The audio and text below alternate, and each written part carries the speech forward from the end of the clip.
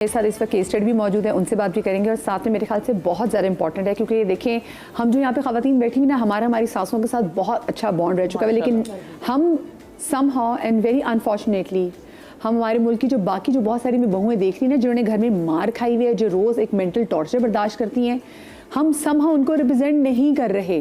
तो मुझे उनके लिए भी बात करनी है कि अगर वो कहीं ना कहीं फंसती हैं, कानून उनकी हेल्प कर सकता है तो कहाँ, क्योंकि देखें बहुत सारी जगहों पे 2 साल में अगर बच्चा होना ना तो खातून जो सास होती है ना वो ताना मारने लग जाती है, तुम तो बाँझ होते बच्चे की कौन शादी करा दूँगी, और ऐसी बहुत सारी चीज़ें मार पड़वाती हैं, मारती भी हैं, चीज़ें छीन लेती हैं, जहेज़ की चीज़ें जो हैं वो छीन लेती हैं, जेवर छीन लेती हैं, ऐसी बहुत सारी चीज़ें जो माएँ करती हैं, सास करती हैं। तो प्रोटेक्शन कैसे हासिल की जा सकती है ये मैं एडवोकेट साहिबा से पूछूंगी, लेकिन जो बहू मेरे साथ मौजूद है सना, मैं पहले उनसे बात कर लूँ। अस्सलाम वालेकुम सना। वालेकुम सलाम। जी सना, शादी कब हुई आपकी?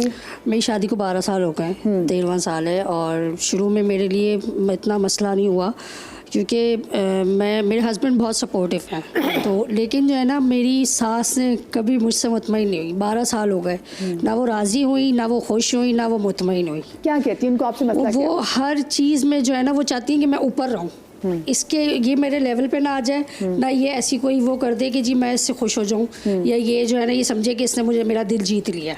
मैंने हर तरह की कोशिश की। लेवल पे तो आप वैसे भी अगर सास बुजुर्ग होती है आप उनके लेवल पे तो जा ही नहीं सकते। ऑफ कोर्स उन्होंने इतना टाइम गुजारा था, वो ऊपर ही है माँ की जगह, और मतलब वो जैसे घर की सरबराह हैं तो आप पहले जैसे कुकिंग में ही होता था कि जी कुकिंग हर घर का मेथड अलग होता है, रेसिपी अलग होती है, कोई किस तरीके से, तो उनको होता तो मैंने उनके तरीके से बनाना शुरू कर दिया कि सादे खाने और इस तरीके से। फिर उनको ड्रेसिंग पे होता था कि ऐसी ड्रेसिंग नहीं करो, इस तरह का ना करो। उसके अलावा अगर हम किसी शादी में जा रहे हैं, अगर मैं उनको छोड़ के टेबल पे अपनी कज़न्स वगैरह से या उनके रिलेटिव से मिलना शुरू हो गई तो उस पर भी उनका एतराज़ कि अच्छा तुम वहाँ बैठी थी मेरी नंद के साथ बैठी, वो तुम्हारी मेरी बुराइयाँ कर रही होंगी तुमसे। मैं कहती थी नहीं ऐसी कोई बात नहीं, जनरल मिलने आए, मुलाकात हुई जैसे शादी वगैरह में। उसके अलावा घर के अंदर भी डस्टबिन की क्या है कि डस्टबिन कॉमन ज़्यादातर किचन में होता है या बाहर होता है, वो कहती थी नहीं छत पे रखो, छत पे कचरा डाल के आओ। एक दफ़ा मैंने उनसे कहा, मैंने कहा छत पे रखने का मतलब है अगर बारिश हो गई तो फिर कौन जाएगा, कौन देखेगा, ध्यान थोड़ी रहता, हम तो कपड़ों की तरफ भागते हैं। लेकिन वो कहेंगे नहीं कुछ नहीं होती, कोई बारिश नहीं होती, चलो ऊपर रख के आओ, नापाकी होती है। मैंने कहा किचन के डस्टबिन से क्या नापाकी होती है भाई, ये भी आप सोचें। लेकिन फिर भी वो ये करती थी। उसके अलावा हस्बैंड मेरे ना, अब मेरे हस्बैंड भी वो करते हैं, कहते हैं अब इनको छोड़ दो, तुम कुछ भी कर लोगी ना, गर्दन भी काट के रख दोगी, ये नहीं मुतमईन होंगी। तो वैसे आपने किसी ने आप मतलब कभी कभी कुछ लोग इतने होते हैं, मुश्किल होते हैं कि आप उनसे कोई डायरेक्ट बात नहीं कर सकते क्योंकि नार्सिसिस्ट की जो टर्म है, क्योंकि नार्सिसिस्ट तो आप बात करें तो आप ही को गंदा कर देगा, वो तो आप खुद विक्टिम बन जाएगा। किसी और ने कभी कोशिश की कि उनको ज़रा समझाने की?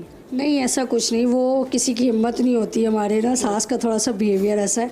असल में मसला ये भी है कि मैं जो हूँ ना, मतलब हमारी लव मैरिज है और मेरी जो तो देवरानियाँ है ना वो दोनों अरेंज मैरिज वो अपनी मर्जी से लाई, तो वो कंपेयर बहुत करती हैं। अपनी गर्दन भी कटा लें तब भी ये बात होगी कि आपने टेढ़ी कटाई है, दोबारा कटाओ, ये गलत है। हाँ। ये होता है, ये बात कंटेंट क्रिएटर भी बनाते हैं कि जो पसंद की शादी का जो दामाद है उसको वो एक लड़का बनाता है कंटेंट की सास को कैसे ट्रीट करती है कि बेटा जी आपने चड्डा पहना, अब वो ऐसी चीजें, बेटा जी आपको माँ बाप ने तमीज ही सिखाई। हाँ तो मतलब बाकी चीजें डिफरेंट। इसका मतलब ये सिर्फ पाकिस्तान का इशू नहीं है, ये हमारे हमसाए मुल्क में भी ऐसा ही है। बिल्कुल ऐसा। आपको क्या लगता है कि क्यों ऐसा, जो पसंद की शादी वाली बहू ही ज्यादा क्यों आपको खटकती है?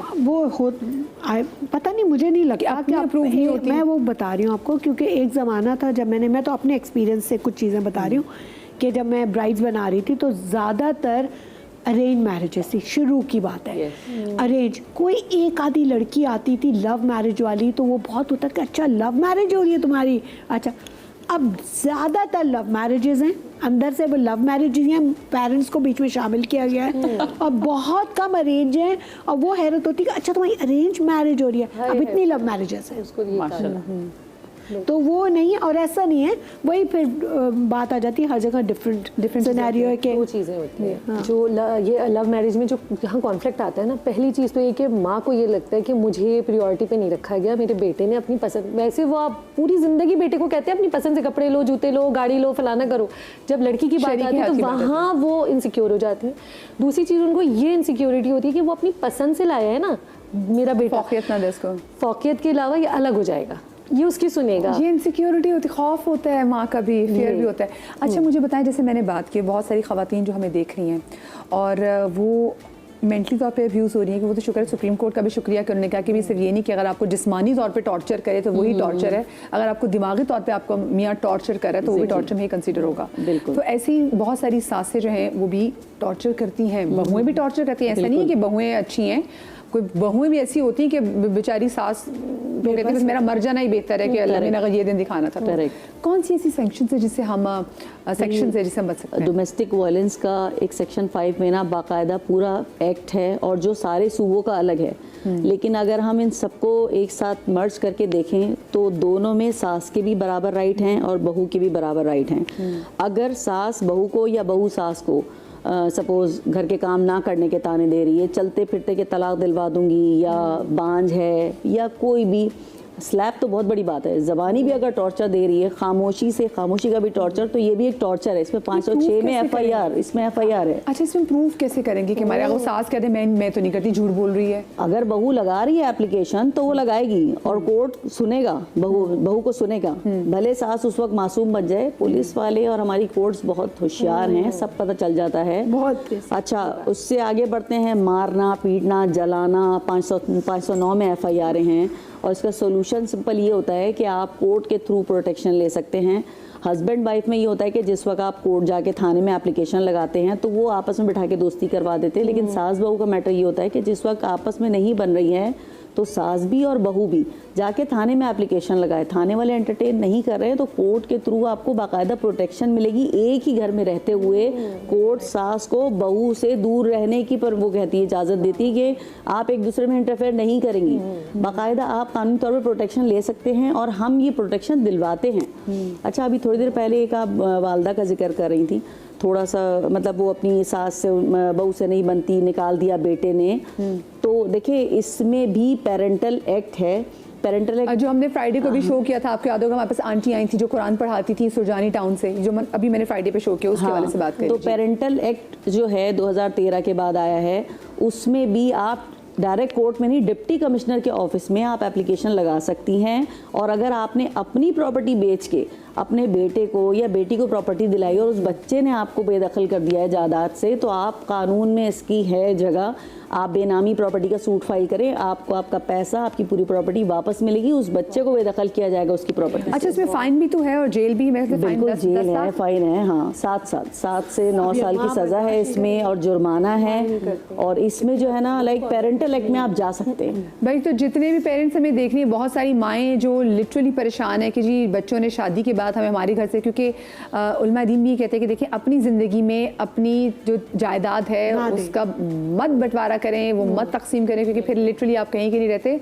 और अगर आपके बच्चे आपको आपके घर से निकालते हैं तो देन पेरेंटल एक्ट, मतलब अगर घर बच्चे ने भी बनाया हो तो तब भी वो अपने माँ बाप को घर से नहीं निकाल उसके लिए सकते। डिप्टी कमिश्नर के पास एप्लीकेशन लगती है। ठीक है, तो ये बहुत ज़्यादा ज़रूरी है भी डिप्टी कमिश्नर साहब के पास ये एप्लीकेशन लगती है। हाँ, ये तमाम तर पेरेंट्स जो बूढ़े हैं वो देख रहे हैं, हमें पता होना चाहिए। और अगर वो खुद नहीं जा सकते तो वैसे मेरे ख्याल से आसपास के जो लोग हैं उनको भी ख्याल रखना चाहिए, जो आपके नेबर्स हैं उनको भी, हाँ, वो नजर रखें कि जी अच्छा आप घर में कोई बुजुर्ग रहता है तो उस बुजुर्ग को ये लोग कैसे ट्रीट करें, क्योंकि ऐसा नहीं होता ना कि आप घर में अगर कुछ चीखम पुकार हो रही है आपको आवाज ना जाए, लेकिन पहले जमाना अच्छा था, कुछ चीखम पुकार होती थी तो लोग पहुंच जाते थे दरवाजे पे कि सब खैर है। आप सिर्फ बेल भी बजा दो ना तो वो अंदर वाले सेट हो जाते हैं। पहले माइंड नहीं करें, आप बताओ ही नहीं किसने बेल बजाई, बेल बजा के आ जाओ, वो समझ जाते हैं कि हाँ बाहर आवाज जा रही है, तो हमें एहतियात अच्छा, एक बड़ा मजे का सवाल है, वो ये है कि जब बहू जब ब्याह के आपके घर आती हैं तो बहू को एक बात कही जाती है, बड़ा स्टेपल सा जुमला है कि देखो भाई हमारे यहाँ ऐसा नहीं होता।